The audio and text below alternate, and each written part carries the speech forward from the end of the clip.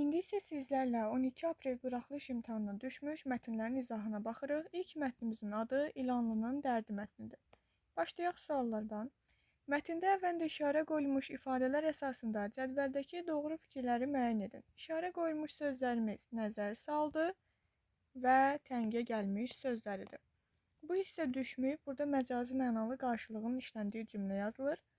İşçi hər gün eşitdiyi tənqidlərdən boğaza yığılmışdı. Boğaza yığılmaq, təngə gəlmək eyni mənadır. Hər ikisi bezmək mənasındadır və məcazidir. Deməli, biri götürürük.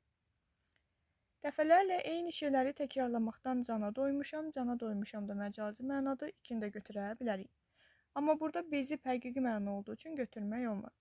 İkinci sözümüz nəzər salmaq sözüydü. Şair illərlə yaşadığı evə sonuncu dəfə göz gəzdirdi, sonuncu dəfə nəzər saldı, məcazi məna olduğu üçün götürə bilərik. Burada baxdı, həqiqi məna olduğu üçün götürə bilmərik. Cavab olacaq 1, 2, 4. E bəndi. Digər suala baxaq.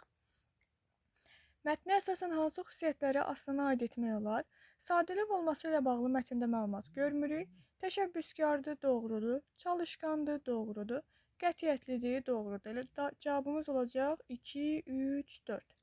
D bəndi. Verilmiş fikirlər mətndəki boş çərçivələrin yerinə hansı ardıcıllıqla əlavə edilsə, məzmun ardıcıllığı pozulmaz. Aslan atasının əhvalının pozulduğunu duysa da, yenə inadla sual verməyə davam edirdi.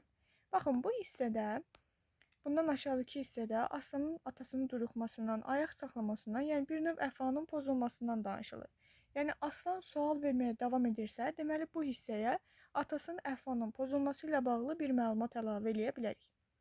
Sonra, yalnız aşağıda kəndi ortadan bölən bir yarğanın yanındakı bir neçə həyətdə 5-6 söyüd ağacı qanadlarını sallayıb durmuşdu. Baxın, burada bizə yazıb ki, nə bir kol var idi, nə bir yarpaq. Yalnız aşağı hissədə 5-6 söyüd ağacı var idi, yaza bilərik. 2 də bura gəlir. Uşaqlıqdan qayalıqların arasında oynaq çəpişləri otarmış, boş vaxtlarında atasına kömək etmiş, bu yerlərin təbiətini isinmişdi. Ən uyğun hissə buradadır. Ondan sonra isə zəmilərin yanmasından, quraqlıqların keçməsindən və s. danışır. Xəyallarında yaratdığı kəndinə xoşagəlməz İlanlı adı əvəzinə cürbəcür qəşəng, sevimli adlar qoyardı. Bağçalı, çeşməli, laləli. Bu da sonuncu bizim kvadrata uyğun gəlir. Düzgün ardıcıllıq 3, 1, 2, 4 şəklində olacaq. Yəni ki, E bəndi. Hansı aforizmin mətnin məzmununa uyğundur? Xoşbəxtliyini öz daxilində tapa bilmirsənsə, başqa yerdə axtarma. Bu bizim mətnimizə uyğun bir aforizm deyil. Arzulamaq və təşəbbüs göstərməyə bizi məqsədimizə yaxınlaşdırır.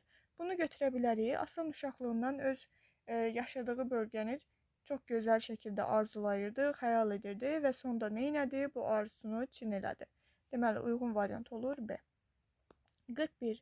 Mətnə əsasən yanlış fikirləri müəyyən edin. Aslanın verdiyi suallar atanın əhval ruhiyyəsində müxtəlif dəyişikliklərə səbəb olur. Bəli, olur. Bu doğrudur, bunu götürmürük. Ata-babaların bu yerlərdə məskunlaşmasının səbəbini aşkara çıxarır. Bu da doğrudur. Kəndin bugününə və gələcəyinə laqeydlik ifadə edir. Əksinə, Aslan öz kəndinə qarşı heç laqeyd deyildi. Gələcəkdə hətta kəndini abadlaşdırır da. Yəni, bu yanlışdır. Atanın doğma torpağa münasibətini müəyyənləşdirir. Bu doğrudur. Bütün kənd cəmaatının problemin həlli üçün çıxış yolu axtardığını üzə çıxarır. Kənd cəmaatının problemin həlli üçün çıxış yolu axtarması ilə bağlı hər hansı bir məlumat yoxdur. Deməli, bunda dairəliyirik. Cavab olacaq 3 və 5. 42. Mətndə əvvəlində rəqəmlər yazılmış ifadələr əsasında müəyyən edin. Bu sözlə əvəz edilə bilər, bu sözlə əvəz edilə bilməz. Gəlin baxaq. Deməli, quraq sözünü rütbətli sözü ilə əvəz eləyə bilmərik. Bu səhvdir.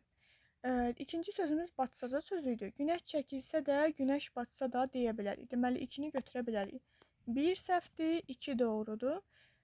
Daha sonra təlatümlü sözünü coşqun çaylar, təlatümlü çaylar deyə bilərik. 3-ü də götürürük. Deməli, 2 ilə 3-ü götürürük, 1-i götürmürük. Variantlardan çıxdaşla getsək, uyğun variant, baxaq görək hansı olacaq.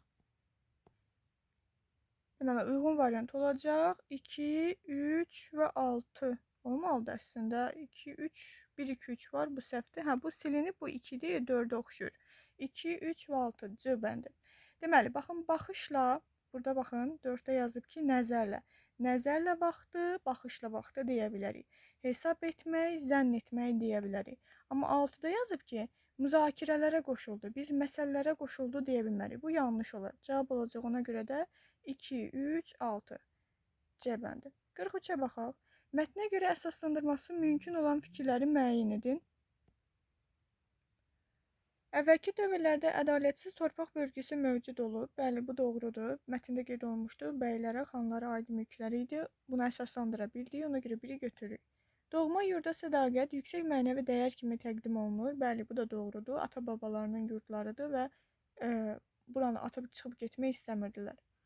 Aslan əlverişsiz əraziyə uyğunlaşmaqdansa oranı tərk etməyi üstün tutaraq şəhərə gedir. Aslanın şəhərə getmə səbəbi əlverişsiz ərazi deyil, o oxumaq üçün, təhsil üçün getmişdi, ona görə bu səhvdir. Aslan yaxınlıqdakı göldən su çəkərək kəndin abadlığı üçün ilk addımlarını atdı. Aslanın ilk addımı nə olduğu ilə bağlı bizə məlumat verilmir. Sadəcə doğma kəndinə qayıtması ilk addım olaraq bizə göstərilir. Yəni o mühəndis olaraq öz doğma kəndinə qayıdır və artıq kəndində abadlaşdırma işləri görəcəkdir. Ona görə bu səhvdir.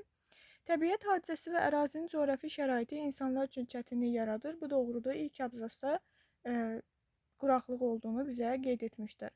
Cavab olacaq 1, 2, 5 D bəndi. Keçək digər suala.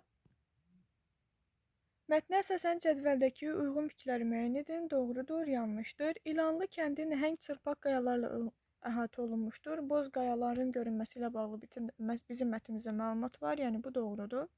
Kəndin yeni layihəsində su fəvvərələrinin tikilməsi nəzərdə tutulmuşdur. Bununla bağlı məlumat yoxdur, bu yanlışdır. Kənd əhalisi ata-babalarının vəsiyyətinə görə kəndi tərk etmirdi.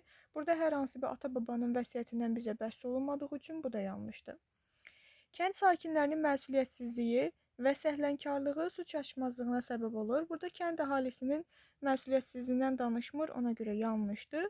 Aslan atasının arzusunu gerçəkləşdirmək üçün mühəndis peşəsinə yiyələnir. Atası üçün yox, öz arzusu üçün bu peşəyə yiyələnir. Ona görə bu da səhvdir. Cavab olacaq 1, 4, 5. 45 və 46-cı suallarda bizə cədvəl deyir. Təəssüf ki, əlimizdə cədvəl yoxdur. Ona görə bu suallara baxa bilməyəcəyik. Digər bir video izahda isə ikinci mətnin izahına baxılacaq.